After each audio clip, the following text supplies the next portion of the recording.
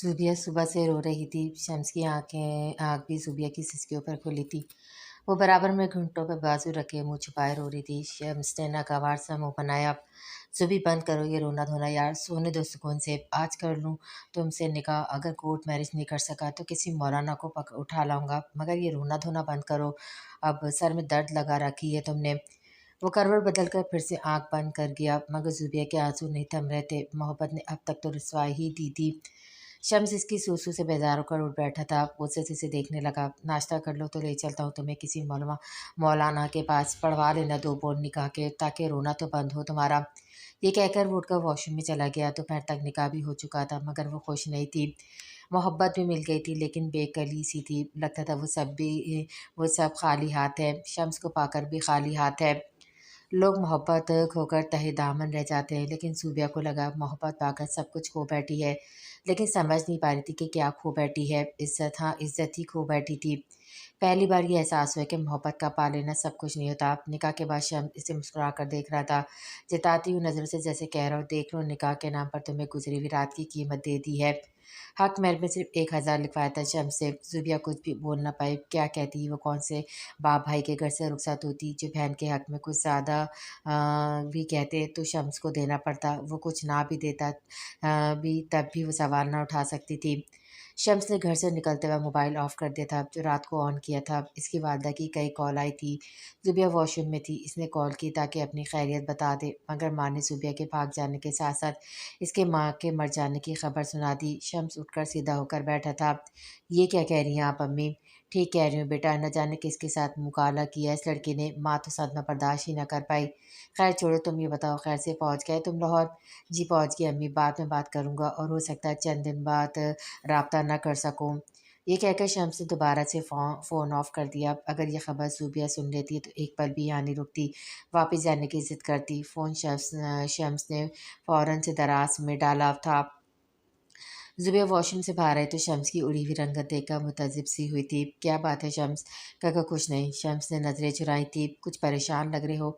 ज़ुबैया इसके बराबर में बैठ गई। वो तो तुम भी हो ज़ुबी। ऐसी सोचता है कि मोहब्बत भी इंसान से कितनी बड़ी बड़ी कुर्बानियाँ मांग लेती है। शम्स ज़ुबैया से ये बात छुपा तो नहीं सकता था कि इसकी माँ इसकी हरकत की वजह से मर चुकी है। कितने दिन तक छुपाता? आखिर तो सच सामने आना ही था। इसलिए इसका ज़हन बनाने लगा कि मोहब्बत में जो कुछ खोया है वो मोहब्बत की कुर्बानी थी।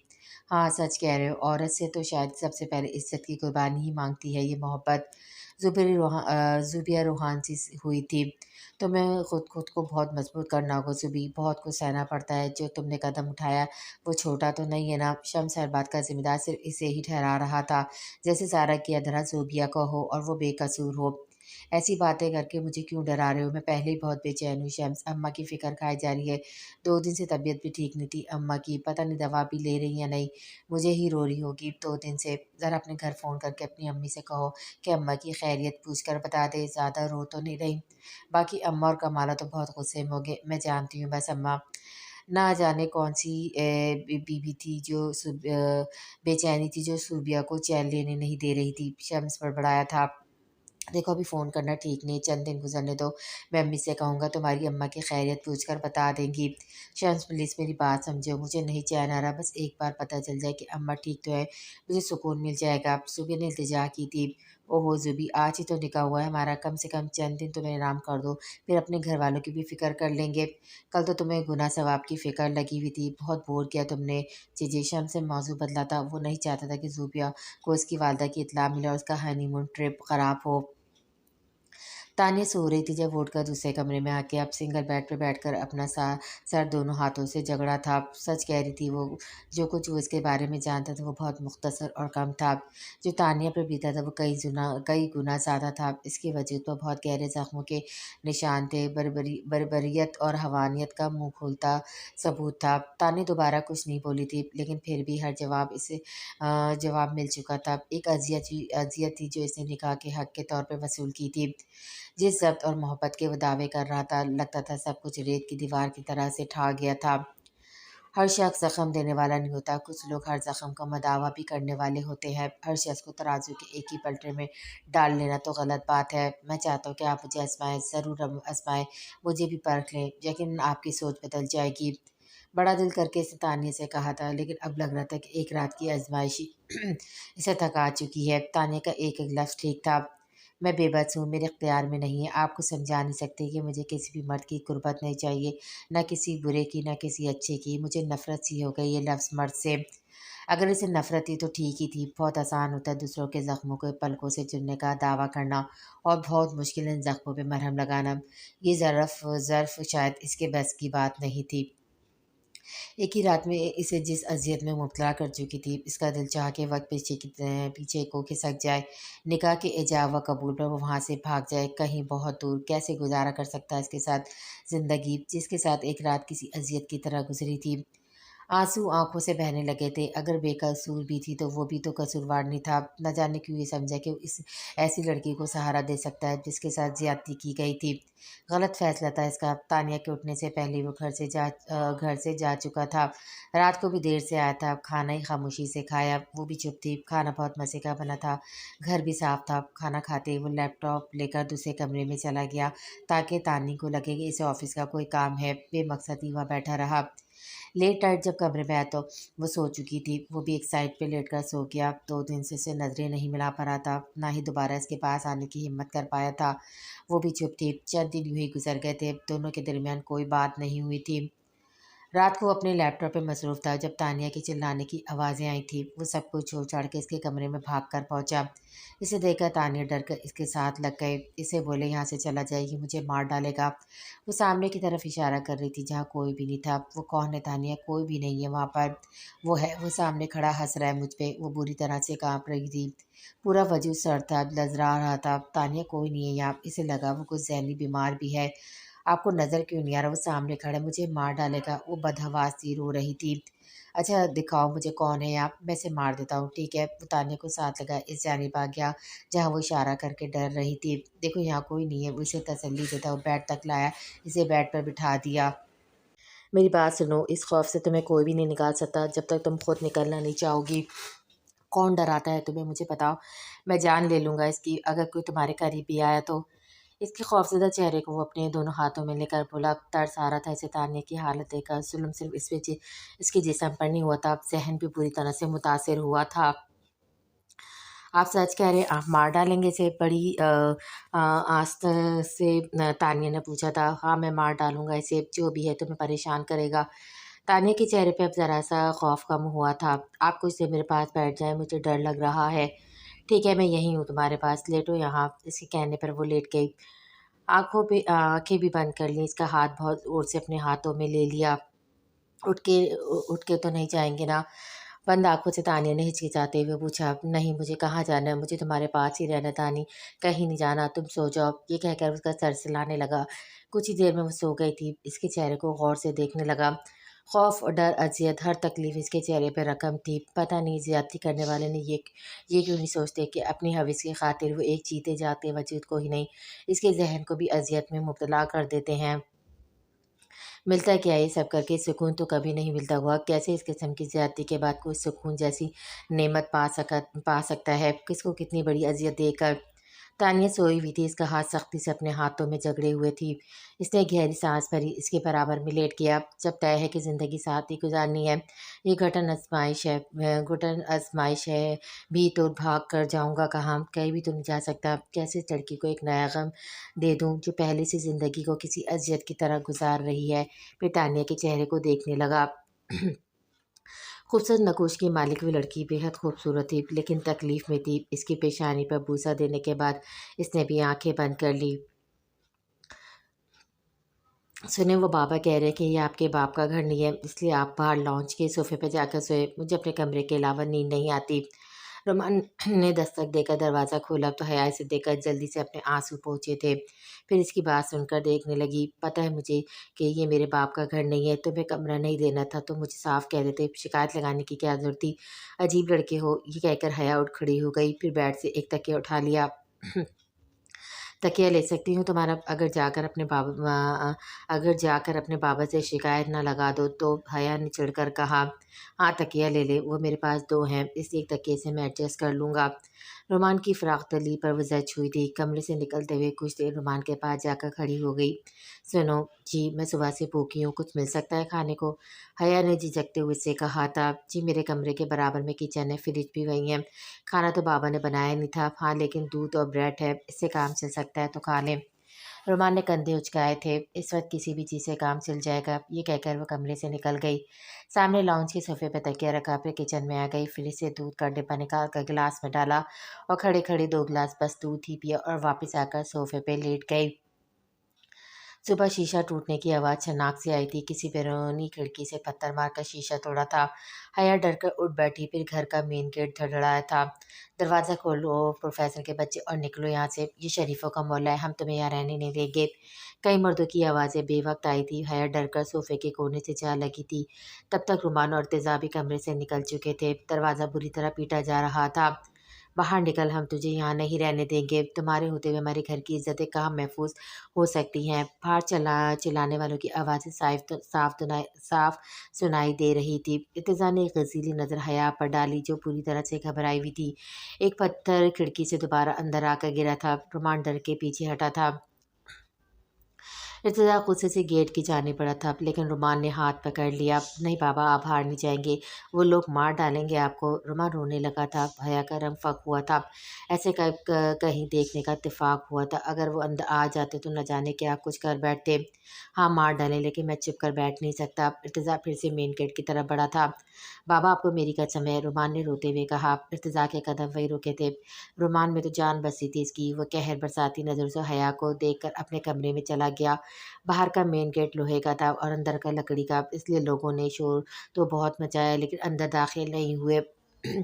2 گھنٹے کے شور شرابے کے بعد سب ہی جا چکے تھے۔ رومان کا رو رو کے برا حال تھا، حیا کو شرمندگی نے آنکھ گھیرا تھا، چپ چپ سی تھی۔ ارتضیٰ نے وہاج کو کال کر کے ساری صورتحال سے آگاہ کیا۔ یہ تو بہت برا ہوا ہے، تم فکر مت کرو، میں فجر کے وقت آؤں گا تمہارے پاس، بس اپنے اور رومان کے کپڑے پیک کر لینا۔ وہ کیوں؟ سمجھو ارتضیٰ، فی الحال یہاں رہنا تم خطرے سے خالی نہیں ہے، تم پر حملہ آج نہیں ہوا تو کل ہو بھی سکتا ہے، میں تمہارا انتظام کر چکا ہوں۔ تم چاہتے ہو میں چوروں کی طرح چھپ کر بیٹھ جاؤں؟ کیوں وہاج، جب میں نے کچھ کیا ہی نہیں تو میں کیوں چھپوں؟ دیکھو تمہیں ساری زندگی کے لیے روپوش ہونے کے لیے نہیں کہہ رہا، اس وقت لوگ اشتعال میں ہیں، تمہاری ایک نہیں سنیں گے، بس مار پیٹ کے ہی کریں گے، ہم سچائی سامنے لائیں گے، مگر ابھی کوئی نہیں سنے گا۔ وہاج اسے مسلسل سمجھا رہا تھا۔ کافی دیر سے بات کر کے ارتضیٰ نے فون بند کر دیا۔ کل سے کچھ نہیں کھایا تھا اور ابھی بھی لگ رہا تھا کہ بھوک مر چکی ہے، لیکن رومان کی فکر تھی، پتہ نہیں اس نے کل سے کیسے گزارا کیا ہوگا۔ ارتضیٰ کمرے سے نکل کر کچن میں آ گیا، اپنے اور رومان کے لیے ناشتہ بنا کر ٹیبل پر رکھ دیا۔ رومان چپ چاپ آ کر بیٹھ کر ناشتہ کرنے لگا، بس ایک حیا سامنے بیٹھی دیکھ رہی تھی۔ وہ دونوں ہی ایسے لاتعلق بیٹھے تھے جیسے حیا موجود نہ ہو۔ حیا اپنی جگہ پریشان تھی، نہ کبھی چائے بنائی تھی، نہ ہی کچھ بنانا آتا تھا، کچن کی طرف تو کبھی رخ ہی نہیں کیا تھا، اور یہاں کوئی ملازم نہیں تھا جو اس کی خدمت گزاری کے لیے حاضر رہتا، اس لیے خود ہی اٹھ کر کچن میں آ گئی۔ کچھ بھی سوچ سمجھ کے کرے کیا نہ کرے، پہلے تو فریج سے دودھ کا پیک نکالا، رات کو بھی 2 گلاس دودھ کے ہی لیے تھے، اس وقت دودھ پینے کا بالکل موڈ نہیں تھا، اس لیے واپس فریج میں رکھ دیا۔ اپنی حالت پہ رونا آ رہا تھا، سب کچھ موجود تھا، انڈے، بریڈ، دودھ، لیکن بنانا کچھ نہیں آتا تھا، اس لیے پانی کے 2 گلاس پی کر رومان کے کمرے میں چلی گئی۔ ارتضیٰ کے چہرے پر جو خطرناک تاثرات تھے اس کی تاب نہ لا پا رہی تھی، کیا خبر اسے سچ میں مار نہ ڈالے، جتنے غصے سے اسے گھور گھور کر دیکھ رہا تھا۔ ارتضیٰ کچن میں دوپہر کے لنچ کے لیے کچھ بنانے میں مصروف ہو گیا تھا۔ جب رومان اپنے کمرے میں داخل ہوا، حیا رونے میں مصروف تھی۔ پہلے تو رومان نے سوچا کہ اپنی کتابیں اٹھائے باہر چلے جائے، لیکن پھر اس کے پاس آ کر کھڑا ہو گیا۔ آپ رو کیوں رہی ہیں؟ مجھے بھوک لگی ہے۔ تو اس میں رونے والی کیا بات ہے، جو کھانا کچن میں جا کر بنا لیں۔ کیا بناؤں؟ مجھے کچھ بنانا نہیں آتا۔ کیا مطلب، کیا چائے بھی بنانی نہیں آتی؟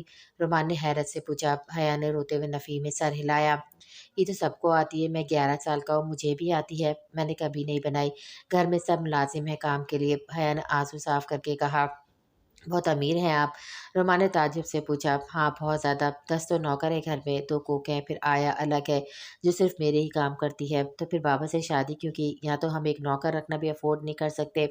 پلیز مجھے ایک کپ چائے بنا دو، بہت بھوک لگ رہی ہے مجھے، حیا نے موضوع بدلا تھا۔ ٹھیک ہے بنا دیتا ہوں۔ رومان کے چہرے کے زاویے بگڑے تھے۔ تھینکس، حیا نے جیسے بات ختم کی تھی۔ رومان کچن میں آئے تو ارتضیٰ پیاز کاٹ رہا تھا۔ رومان شام تک اپنے کپڑے اور کتابیں ایک لیگیج میں ڈال لینا۔ کیوں بابا؟ چائے کی کیتلی اسٹو پر رکھتے ہوئے رومان نے پوچھا۔ کہیں جانا ہے ہم نے۔ اور یہ تم کیا کر رہے ہو؟ اسے کیتلی میں چائے کی پتی ڈالتے دیکھ کر پوچھا۔ وہ ہے نا حیا آنٹی، ان کے لیے چائے بنا رہا ہوں۔ کیوں، تم کیوں بنا رہے ہو؟ ارتضیٰ کے ہاتھ کٹنگ بورڈ پر رکے تھے۔ اس لیے کہ انہیں چائے تک بنانی نہیں آتی، حالانکہ سب سے سمپل ہوتی ہے۔ مجھے لگا نئی ممی آئیں گی تو میرے کاموں کی چھٹی ہو جائے گی، لیکن یہاں تو لگ رہا ہے انہیں بھی خود ہی پالنا پڑے گا۔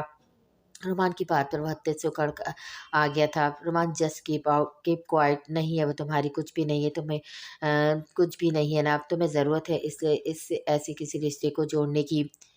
ارتضیٰ کے سخت لہجے وہ چپ ہو گیا تھا۔ چائے بنا کر بسکٹ ٹرے میں رکھ کر کچن سے چلا گیا۔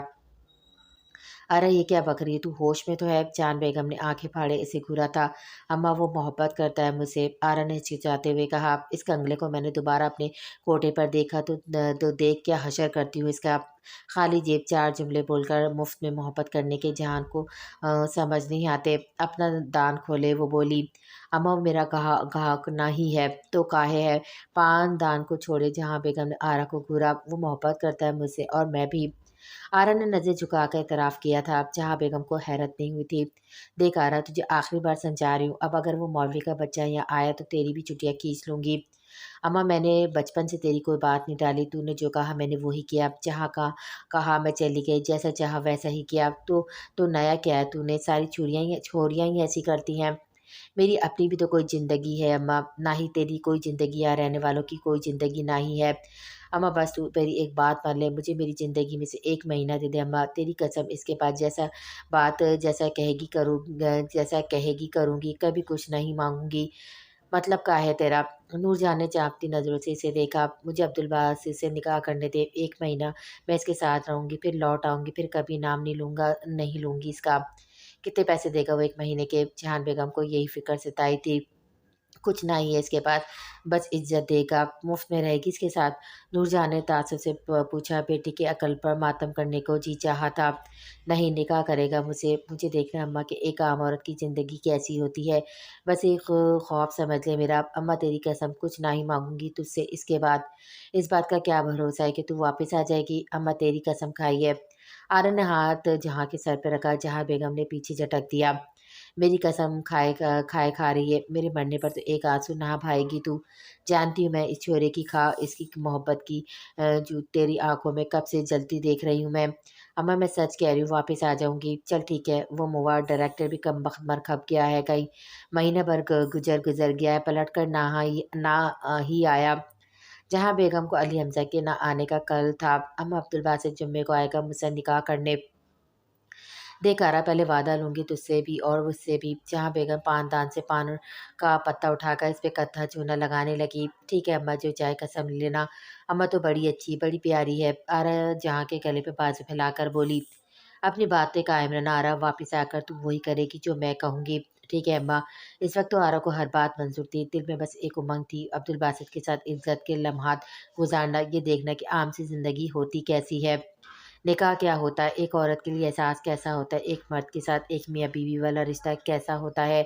وہ خوش تھی، بے انتہا خوش تھی۔ لگ رہا تھا ایک مہینے کی بجائے جہان بیگم نے اسے ساری عمر کی آزادی دے دی ہو۔ علی حمزہ کی آنکھ اس وقت کھلی جب اسے لگا اسے کوئی بری طرح سے نوچ رہا ہے۔ خون کی بو سونگھ کر چیل کو ہوئے اسی کو گھیرے ہوئے تھے، سمجھ رہے تھے کہ کوئی مردار ہے۔ علی حمزہ کو ہائی پاور کے نشے ٹیکے لگائے تھے، اسے بہت دیر بعد ہوش آیا تھا، عصر مغرب کے بیچ۔ عبدالباسط نے اسے اچھا خاصا زخمی کر دیا تھا اور رہی سہی کسر پرندوں نے کھانے کی چکر پوری کر دی تھی۔ وہ اٹھ بیٹھا، بڑی مشکل سے پرندوں سے اپنا جسم چھڑوایا تھا۔ سرخاب بھی چکر لگا رہا تھا، پیاسے گلا خشک تھا، یہ بھی سمجھ نہیں آ رہا تھا کس راستے کو اپنائے تو آبادی کی طرف پہنچے گا۔ پھر جسم پر لباس بھی موجود نہیں تھا، اس لیے کناروں پر گھنے درختوں کے راستے کو اپنایا تھا۔ ایک گھنٹہ بھاگتا رہا، سانس ایک دم ہو گیا تھا، تب کچھ روشنی نظر آنی شروع ہوئی۔ سامنے مین روڈ پر پہنچ کے وہ گاڑی کے سامنے آتے گر کر بے ہوش ہو گیا۔ اب کسی نے اٹھا کر ہاسپٹل منتقل کر دیا۔ 2 دن بعد اسے ہوش آیا اور اس نے اپنے گھر رابطہ کیا۔ 15 دن تک وہ زیر علاج رہا لیکن فلم کے خیال کو پوسٹ پون کر دیا تھا۔ زوبیہ بیگم کا رو رو کے برا حال ہو چکا تھا۔ سلمان اپنی جگہ پریشان تھے۔ ایسا قدم بیٹی اٹھا چکی تھی کہ جگ رسائی میں کوئی کسر نہیں چھوڑی تھی۔ ارسل واپس امریکہ چلا گیا تھا۔ حیا کو کسی طور قبول کرنے کے لیے تیار نہیں تھا۔ اس کا کہنا ہے تھا کہ ایک ایسی لڑکی جس کا میڈیا میں اس قسم کا اسکینڈل بن گیا، وہ اسے اپنی بیوی کے طور پر سب سے متعارف نہیں کروائے گا۔ بہت سے لوگوں کی چلتی زبانوں کو مزید موقع مل گیا تھا کہ عورتوں کو مہم چلانے والی زوبیہ سلمان، جو عورتوں کو شوہر سے ایک تھپڑ کھانے پر عدالت کی راہ دکھاتی تھی، اس کی بیٹی نے اپنے لیے انصاف کے لیے نہ عدالت کو زحمت دی اور نہ ہی کسی لیگل ادارے کو، بلکہ اسی سے نکاح کر کے چلتی بنی تھی جس پر ریپ کا الزام لگایا تھا۔ ان کے سرکل کے لوگوں کے لیے گرم موضوع آج کل حیا سلمان تھی۔ کہنے والوں نے یہ بھی کہا کہ لڑکی نے شاید شادی اسی سے کرنی تھی۔ ماں باپ شاید انکار کر دیتے، اسے ڈرامہ رچا کر شادی کر لی، ورنہ ایسے شخص کے ساتھ کون سی لڑکی رہ سکتی ہے جس نے ایسی گھنونی حرکت کی ہو۔ سلمان نے آفس جانا ترک کر دیا تھا اور زوبیہ بیگم کی سوشل ورکنگ بند ہو کر رہ گئی تھی۔ عزت خاک میں مل گئی تھی، کسی ملاقاتی کو ملنے کی اجازت نہیں تھی، اپنے گھر میں بند ہو کر رہ گئے تھے۔ حیا سے نے پرخاش دی، کیوں نکاح کیا اس نے، کیس کرنے سے انکار کیوں کیا، لیکن بے بس تھی۔ رات کے 4 بجے وحش پہنچ چکا تھا۔ ارتضیٰ رومی تیار تھے۔ حیا سے رومان نے ہی کہا تھا وہ 4 بجے تک تیار رہے۔ رومان سے اس نے بہت بار پوچھا کہ کیوں تیار ہے، کہاں جانا ہے، لیکن جب اس نے کہا ارتضیٰ نے کہا ہے تو وہ چپ ہو گئی۔ رات کے اندھیرے میں وہ گھر سے نکلے تھے۔ گاڑی مری کی طرح گامزن تھی، مگر مین مری سے ہٹ کر کسی دوسرے راستے کی طرف چل رہی تھی۔ 2 گھنٹے بعد ایک سنسان سی جگہ پر ایک کاٹیج تھا جہاں واج نے گاڑی روکی تھی اور چابی ارتضیٰ کو پکڑائی تھی۔ فی الحال تم یہاں سیف رہو گے، چند دن میں یہیں کسی مقامی سے میں تمہیں گاڑی کا انتظام بھی کروا دوں گا۔ وہاں پہنچتے پہنچتے دن کی روشنی شروع ہو چکی تھی۔ رومان اور حیا پیچھے بیٹھے تھے۔ گاڑی سے اترے ہی تھے وہاج واپس چلا گیا۔ ارتضیٰ نے پہاڑ کے بیچوں بیچ بنی سیڑھیاں دیکھی اور کاٹیج پہاڑ کو پر بنا کوکاٹ بنایا گیا تھا پہاڑ کو بنا کاٹ کر بنایا گیا تھا۔ چند سیڑھیاں اتر کر اسے پیچھے آتے رومان کا ہاتھ پکڑا تھا۔ کیوں بنا سہارے کے رومان سے اترنا مشکل تھا اور حیا اس سے بھی زیادہ نازک مزاج تھی۔ آخری سیڑھی پہ کھڑی یہ سوچتی کہ نیچے کیسے اترے۔ آڑے پہاڑ راستے پہ بنا سہارے چلنا دشوار تھا۔ کیا کروں میں، کیسے اتروں، کب سوچا کہ یہ سب زندگی میں ہونا بھی باقی ہے۔ ارتضیٰ کالج نما گھر کے پاس پہنچ کر دروازہ کھولنے لگا۔ رومان نے پلٹ کر دیکھا تو حیا وہیں کھڑی تھی۔ آنٹی جلدی آئیے، یہیں کھڑی رہیے کیا، یہیں کھڑی رہیں گی کیا؟ رومان نے بلند آواز سے کہا۔ کیسے ہوں بنا سہارے کے، کیسے اتروں یہاں سے؟ حیا رونے کو تھی لیکن ارتضیٰ نے ایک نظر بھی اس پر نہیں ڈالی۔ گھر کے اندر داخل ہو گیا۔ اب سارے جالے گیٹ سے ہی شروع ہوئے تھے۔ کافی عرصے سے بند تھا، شاید ہاتھ سے اس نے جالے پیچھے کیے۔ فرنیچر پر سفید چادریں ڈالی ہوئی تھی، پورا گھر مٹی سے اڑا ہوا تھا۔ رومان تیز قدموں سے اندر بڑھا تھا۔ ارتضیٰ صوفے پر ڈلی چادریں ہٹا رہا تھا۔ بابا وہ آنٹی گھبرا رہی ہیں، انہیں نیچے تو اتار دیں، خود ہی آ جائے گی، گرے گی تبھی احساس ہوگا کہ صحیح کیسے چلنا ہے۔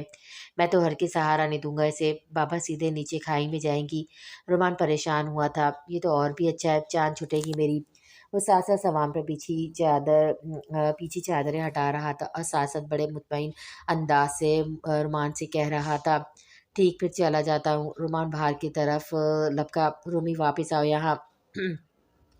بابا آپ نہیں جائیں گے تو میں ضرور جاؤں گا، بڑی ہمدردی ہو رہی ہے تمہیں اس سے، بیٹھو یہاں، جاتا ہوں میں۔ رومان کو گھورے ہوئے باہر نکل گیا۔ حیا میڈم وہیں آخری سیڑھی پہ کھڑی رو رہی تھی۔ ارتضیٰ نے اس کی جانب ہاتھ بڑھایا۔ جلدی سے حیا نے اس کا ہاتھ تھاما تھا، بڑی احتیاط سے نیچے اتری تھی۔ راستہ ہموار ہوتے اس نے اپنا ہاتھ کھینچ کر حیا کے ہاتھ سے الگ کیا تھا، مگر کاٹیج میں داخل ہوتے مٹی اس کی ناک پہ پڑی تھی، چھینکیں فوراً سے شروع ہو گئی تھی۔ اتنی دھول مٹی کی اسے عادت ہی کہاں تھی۔